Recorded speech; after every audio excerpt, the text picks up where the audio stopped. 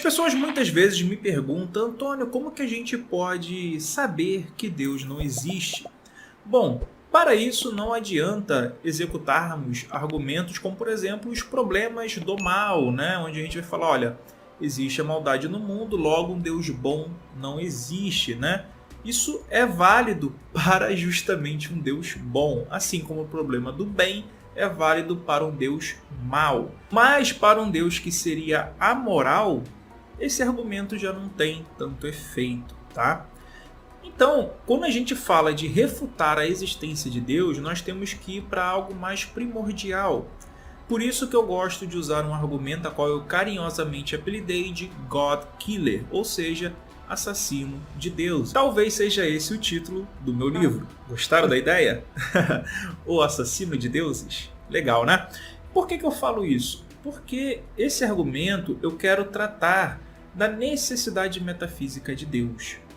Será que existem objetos no mundo a qual são metafisicamente necessários, a qual não dependam de uma entidade anterior para subsistirem? Preste atenção. Será que Deus ele é contingente? Quando eu digo contingente, preste atenção porque contingente ou contingência tem a ver com aquilo que poderia não ter sido o caso. Vamos lá, galera. Só para dar uma introdução, então, eu acho o tema que o Antônio está abordando aqui é sobre a prova da existência ou não de Deus, né? Se é possível refutar a ideia de existência de Deus. Bom, eu já vou dizer um ponto de vista meu. Eu acho, assim, desnecessário essa tentativa de provar a não existência, porque de forma cabal, para mim, não é possível provar que Deus não existe, tá? Outra questão, a ideia de que argumentos filosóficos provem ou não provem a existência de Deus é um outro equívoco que eu enxergo. A filosofia ela não prova nada. A filosofia é um exercício racional, um exercício do pensamento. O que tem capacidade de provar alguma coisa é o método científico. E como a gente não consegue colocar Deus num laboratório e testá-lo, né? Como não existe um método capaz de falsear a possibilidade de existência ou não existência de Deus, a gente não consegue provar isso. Agora, a discussão em torno disso eu acho muito massa, eu acho muito válida. E aí eu fiquei curioso, eu quero ver qual que é esse argumento, esse assassino de deuses aqui do Antônio. Vamos lá. Porque contingente ou contingência tem a ver com aquilo que poderia não ter sido o caso. Vamos tentar exemplificar. Digamos que eu estou numa sorveteria e eu escolhi um sorvete de chocolate. Porém, eu poderia ter escolhido um sorvete de baunilha. Entende? Então a minha escolha ali foi uma escolha contingente, ela poderia ter sido outra. Ou eu poderia não ter escolhido sorvete nenhum, né? Eu poderia não ter entrado na sorveteria e sim na pastelaria. São eventos contingentes, eventos que poderiam não ter ocorrido, tá? Acho que assim, é tudo contingência, é tudo o que pode ou não acontecer, né? Todas as possibilidades, né? As infinitas possibilidades diante de uma situação, né? Isso é contingência. E tudo aquilo que poderia não ter ocorrido, um dia não foi o caso. Beleza? Aí, galera, olha que interessante. Quando nós falamos de coisas que são necessárias, metafisicamente necessárias, é que elas têm que existir em todos os cenários de mundos possíveis. Quer ver um exemplo? Digamos que eu queira ir do ponto A ao ponto B num universo qualquer, o universo Y, né? Para que eu possa fazer o trajeto do ponto A ao ponto B, eu tenho que poder me locomover dentro das direções espaciais, né? Ou seja, altura, largura e profundidade. E eu tenho que fazer isso dentro de um intervalo de tempo, né? Então nós temos aqui as 4 dimensões. Porque se eu não tivesse a quarta dimensão, a dimensão do tempo, eu nunca sairia do ponto A. Eu sempre ficaria no ponto A. Eu estaria congelado. Ah, Antônio, então quer dizer que se eu não posso conceber um cenário de mundo sem essas dimensões, eu estaria concebendo então um cenário de mundo impossível? Aqui, gente, nessa exemplificação que ele está dando, isso é muito do exercício filosófico, de se analisar possibilidades, né? Então é muito abstrato, né? Você começa a imaginar cenários possíveis e você começa a analisar a sua própria linguagem, a afirmação, né? Por exemplo, o próprio tempo, né? Que ele está falando aqui. O que é tempo? Né? Se não, o tempo é uma abstração. O tempo existe como algo? Ou ele é uma abstração humana para tentar explicar a sucessão de acontecimentos, né? Então, presente, passado e futuro são criações da nossa interpretação, é a nossa linguagem tentando dar significado a estes termos, né?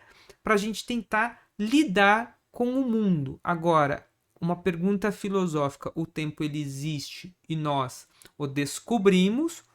Ou o tempo é um conceito que nós criamos para lidar com a realidade do nosso mundo? E aí, quando você começa a filosofar num outro mundo possível, você tem que começar a imaginar. Por isso que o exercício filosófico ele não é um exercício...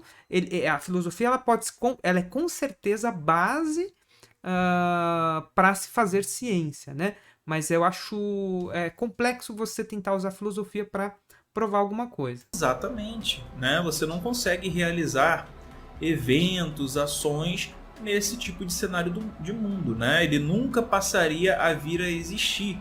Ah, Antônio, então quer dizer que se eu concebo um mundo sem as dimensões espaciais, ou a dimensão temporal, ou ambas, porque, né, espaço-tempo seria uma coisa só, segundo a relatividade de Einstein, né? Então você teria um cenário de mundo aí que é impossível, não pode existir. Mas como? Porque você está criando um cenário de mundo e você já está dizendo que é impossível a partir da sua experiência desse mundo aqui. Mas como você vai saber que não existe outro mundo? Entende? Ou outra realidade. Por isso que é o seguinte, afirmar que esse mundo é impossível, eu acho complexo. O que você pode dizer, esse mundo ele é inconcebível a partir do nosso mundo.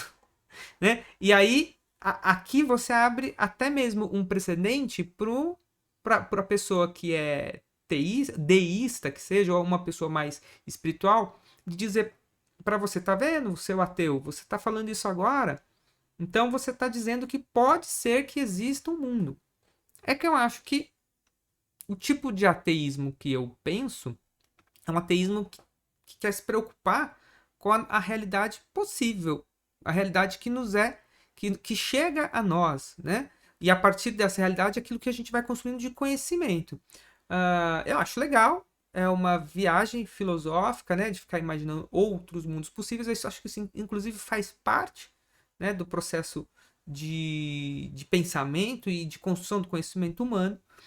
Mas eu não sei, eu não acho que usar isso na ideia de provar ou refutar alguma coisa, talvez seja um pouco complexo, complicado. Tá? Então, vamos conceber o seguinte. Quando a gente vai falar de Deus, pode ser o Deus cristão, o Deus da Bíblia, né? Pode ser os deuses hindus, pode ser aí os deuses gregos. Nós estamos falando de uma categoria de seres que deveriam ser, pelo menos aqueles que pertencem à faixa de criadores, né? Como o Caos na mitologia grega, como o Javé na mitologia judaico-cristã, ou Elohim, né? Elohim, porque quem cria na Bíblia é o Elohim, né? Vamos botar então Elohim, mas Elohim no singular, tá? Plural majestático no comecinho ali de Bereshit. Quando a gente pega essas divindades, elas deveriam ser metafisicamente necessárias, como no caso da dimensão espacial, da dimensão temporal, tudo isso, tá? E nunca poderia não ter sido o caso. O argumento God Killer, ele vai no encontro da prova de que esses deuses, essas divindades, eles na verdade pertencem à categoria das entidades contingentes. Lembra lá que eu expliquei que eles poderiam não ter sido o caso? Então vamos pensar comigo, vamos lá para os primórdios de tudo, vamos pensar. Eu acho que eu entendi. Eu acho. Vamos lá, a gente ainda não chegou nem na metade do vídeo dele, mas eu acho que eu entendi. A ideia de você colocar esses deuses como uma ideia contingente é que se de repente, no decorrer da história da humanidade, esses deuses não tivessem surgido, alguma coisa teria mudado no mundo? Talvez as relações humanas, né? Mas, por exemplo, se a gente não tiver as dimensões da nossa realidade, talvez a gente não consiga explicar a realidade. Entre elas, essa ideia de tempo. Será que se a gente não tivesse esses deuses que surgiram na história da humanidade, a gente também não conseguiria explicar a nossa realidade? Eu acho que nesse sentido. Eu tendo a pensar esses deuses, os deuses da religião, como construções culturais, né? Como construções da imaginação humana que, inclusive, os construíram para tentar explicar sua própria realidade, né? Na impossibilidade do tempo histórico de produzir certos tipos de conhecimento. Que não existe o espaço e que não existe o tempo. Lembrando que eu falei para vocês que sem espaço e sem tempo nós temos cenários de mundos impossíveis, tá bom? Mas vamos conceber um exercício mental, uma ginástica mental. Então você não tem espaço, você não tem matéria, você não tem energia, você não tem tempo, você não tem radiação, você não tem absolutamente nada. Chegamos aqui no nada absoluto de Parmênides, o não ser, né? E aí, o problema é que nesse nada absoluto, os religiosos querem conceber algo. Eles querem conceber que no nada absoluto existe uma entidade a qual eles chamam genericamente, de forma abstrata, de Deus. Ora, se você tem algo no nada absoluto, você já não tem mais o nada absoluto, porque ele é alguma coisa. Mas como aqui nós estamos num exercício mental, vamos conceber que no nada absoluto existe algo. Paradoxal, né? Mas enfim, você está entendendo. Esse algo que seria Deus, na concepção religiosa, nós precisamos fazer a seguinte indagação. Se não existem os substratos metafisicamente necessários, que são as dimensões espaciais, né? Eixo Y, eixo X, eixo Z, né? Ou seja, altura, largura, profundidade. Então, se não existe isso, esse Deus não está em lugar nenhum. Ele não está em lugar nenhum. Beleza? Se não existe a quarta dimensão, que é a dimensão temporal, então esse Deus também não está em tempo nenhum, tá? Então ele não existe em lugar nenhum, em tempo nenhum. Não é isso? Concorda comigo até aqui? Ah, beleza. Show de bola. Se não existe matéria, se não existe energia, então esse Deus ele não é feito de nada, ele não é feito de matéria nenhuma e ele não contém energia alguma. Beleza até aqui? Show de bola. Então estamos indo muito bem.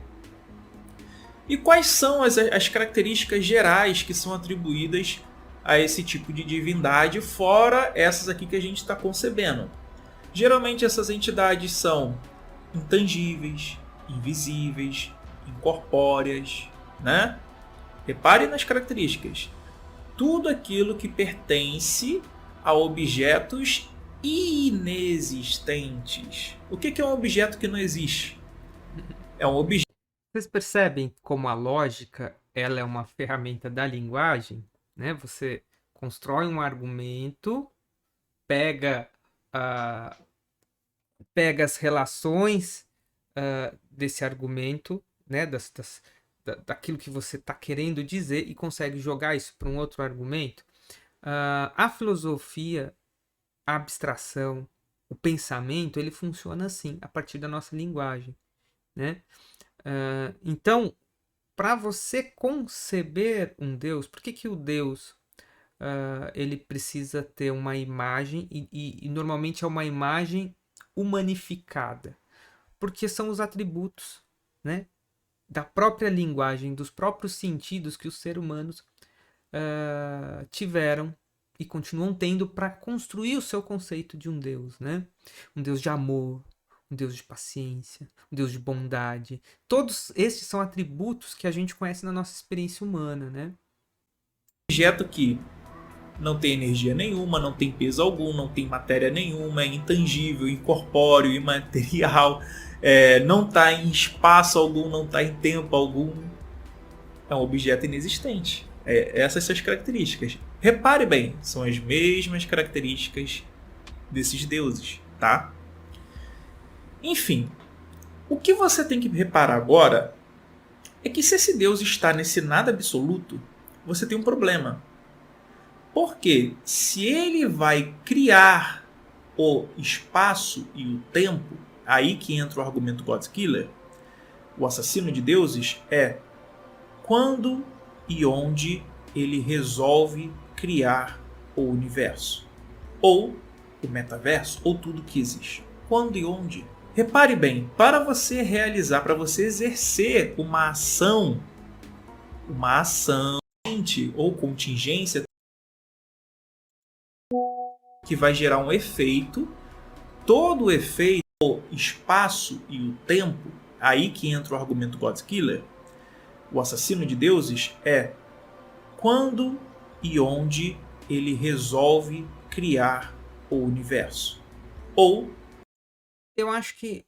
Por que eu acho que, assim, você tentar convencer uma pessoa que crê com esse tipo de argumento, por que eu acho que é um esforço não é desnecessário, mas muitas vezes que não vai ter o efeito que quem está construindo o argumento, no caso aqui do Antônio, constrói. Porque para a pessoa que crê, a pessoa que crê, a pessoa que tem fé, ela não quer provas, ela não precisa de provas, entende? Ela quer viver a fé dela, ela quer crer. E para uma pessoa de fé, ela simplesmente diria o seguinte, uma pessoa de fé simplesmente diria o seguinte aqui: ué, ele está fora do espaço e do tempo, ele está numa outra dimensão que a gente não entende, e foi ele quem criou o espaço e tempo. Acabou. Dá para provar isso? Não dá, mas é uma atitude de fé, né? Não é uma escolha, né? Eu tô aprendendo que fé e até mesmo as crenças não são escolhas, mas é uma atitude construída com bases nos sentimentos, nos afetos, nos desejos, nas vontades, tá? E muitas vezes de forma inconsciente, na maioria das vezes de forma inconsciente. o metaverso, ou tudo que existe. Quando e onde? Repare bem, para você realizar, para você exercer uma ação que vai gerar um efeito, todo o efeito decorre de uma ação que foi executada dentro de um espaço e dentro de um intervalo de tempo. Para você ter um efeito, você tem uma ação que foi executada dentro de um intervalo espaço-temporal. Então, quando Deus está lá pensando, eu quero criar o universo e eu vou criar agora. Esse intervalo que decorreu dele pensar, ele pensou em que momento? E ele pensou isso onde? Você entende que a questão aqui ela é tão profunda? Isso poderia ter acontecido. Olha, eu sou um ateu e vou fazer o advogado do diabo aqui. Isso poderia ter acontecido fora do espaço-tempo, do qual os nossos limites humanos não alcançam. Esse é o argumento. Entende? A ciência é uma produção humana.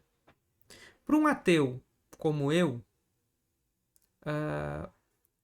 o que eu consigo perceber no mundo físico, material e no meu mundo humano é o suficiente. Para uma pessoa religiosa, uma pessoa de fé, ela deseja, ela quer que exista algo mais, né? Um desejo ali, um sentimento, uma vontade de que a vida não se acabe. Então, essas pessoas não estão procurando uma prova científica e tão menos um argumento lógico coerente, tá? Eu não sei se, e aí eu ressalto, eu não sei se vale a pena uma refutação da existência de Deus ou uma prova da não existência.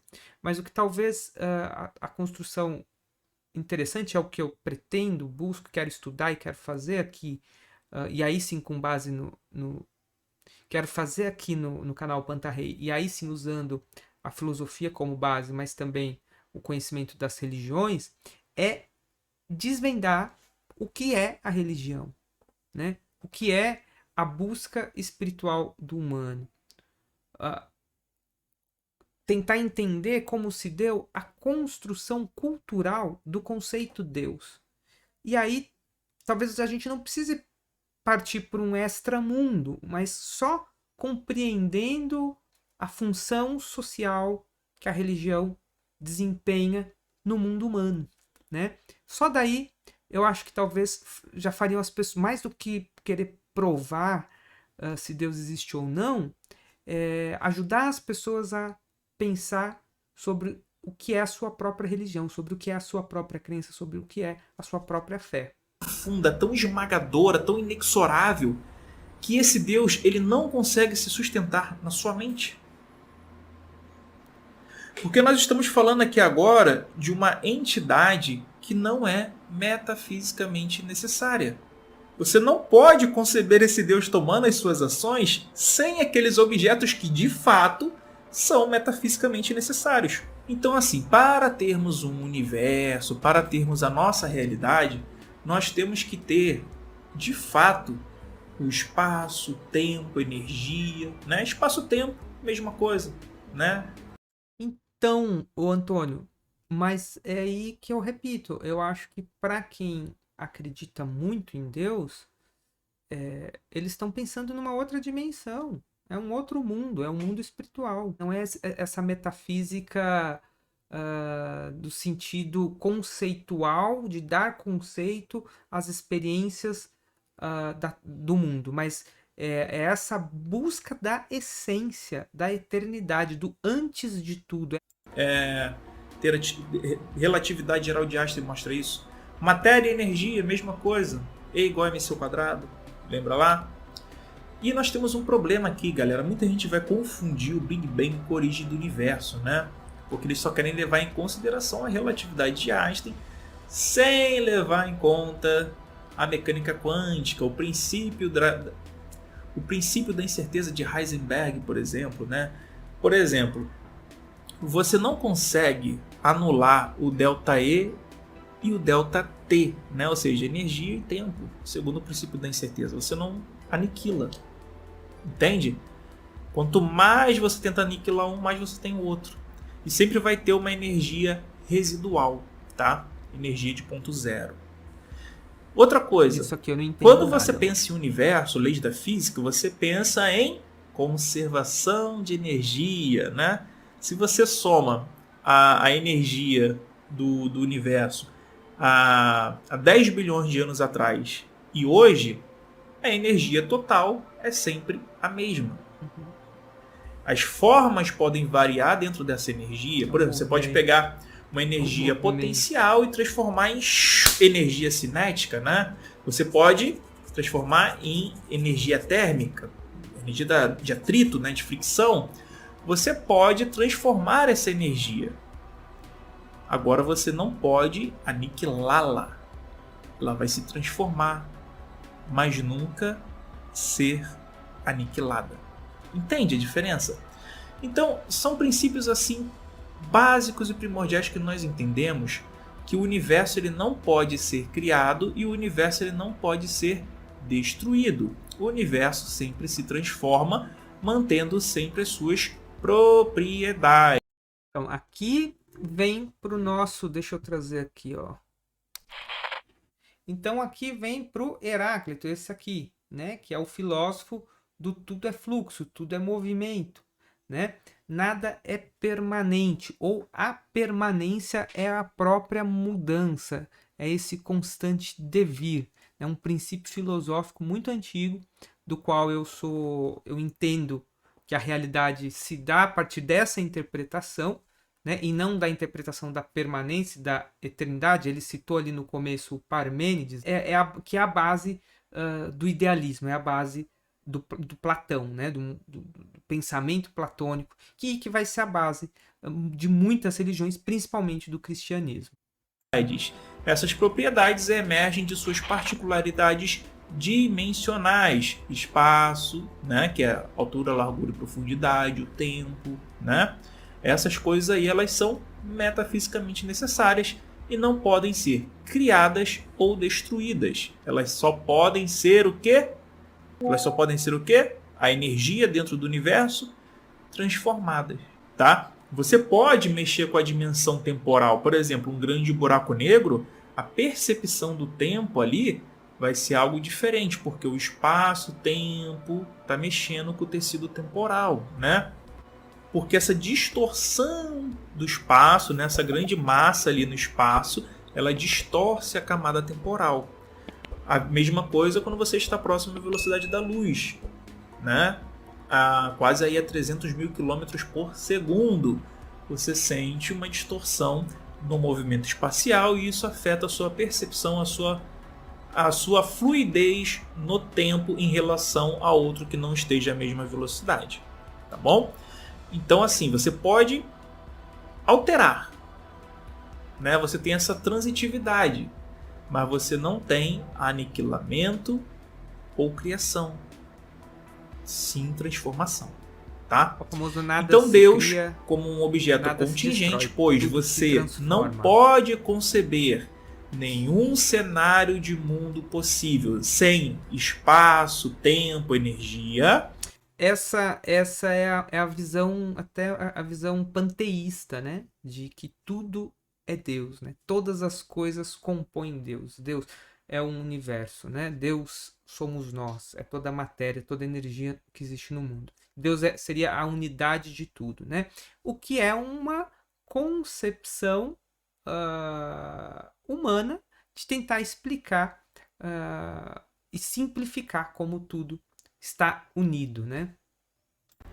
Mas você pode conceber cenário de mundo possível sem Deus, deusa, deuses. Você pode descartar todos eles. E fica até paradoxal você conceber algo que vai quebrar as leis da física, os princípios universais, como seria no caso de um Deus no nada absoluto, ou seja, o não ser real, o não ser supremo, algo que só existe na filosofia, não existe na nossa realidade, tá? E aí você concebe isso, concebe esse conceito de nada absoluto com algo lá. Já é paradoxal, né? Já é um argumento, na minha visão, autorrefutável. Então, dessa forma, nós podemos compreender que o argumento God Killer, o assassino de deuses, é o melhor argumento para explicar e evidenciar o fato de que deuses não existem. Gente, é que a gente quer, é fato, né? O que é fato? Algo que realmente acontece, né? Dizer que existe Deus tem o mesmo princípio lógico de dizer que existe um pinguim de chapéu orbitando a Terra. E que apesar de nunca ter sido filmado, visto, esse pinguim de chapéu ele está lá, porque ele é invisível, né? Quando as pessoas pensam que vão conseguir vê-lo, ele se torna invisível. Tem como provar que esse pinguim não existe? Não tem. Não tem como provar que um pinguim de chapéu não está lá, né? E por que não dá para provar? Por quê? Porque você não consegue testar, você não consegue filmar ao mesmo tempo, ou você não consegue verificar ao mesmo tempo toda a órbita do globo terrestre. Para que fosse possível provar que um pinguim de chapéu não está orbitando na Terra, a gente teria que conseguir observar ao mesmo tempo toda a órbita terrestre. E isso não é possível. Então, todo argumento que não é possível você verificar a sua veracidade, ele é tido pela ciência ou deveria ser tido por nós como algo não factual, tá? Do mesmo jeito, Deus. Não é possível provar que Deus existe. Logo, a gente tem que se conformar que ele não existe, né? E se ele existir, eu vou passar a acreditar quando isso for comprovado, né? Então, mas aí são as necessidades afetivas de cada pessoa que vai construir suas crenças, tá bom? Bom, eu achei massa, gostei de verdade mesmo, nunca tinha parado para pensar nesses pontos que o Antônio colocou aqui, e o que eu queria era mais fazer algumas observações mesmo, e eu queria assistir esse vídeo, e aí estou compartilhando aqui com vocês, tá bom? E eu deixo a recomendação de um vídeo que eu tenho aqui no canal sobre o conceito de Deus, onde eu falo um pouco sobre essa construção dos conceitos de Deus na filosofia. Então são vários conceitos. Se você nunca ouviu falar sobre isso, dá uma olhada aí no vídeo que vai aparecer na sua tela. Obrigado por ter ficado até o final e a gente se vê no próximo vídeo aqui no canal Pantarrei.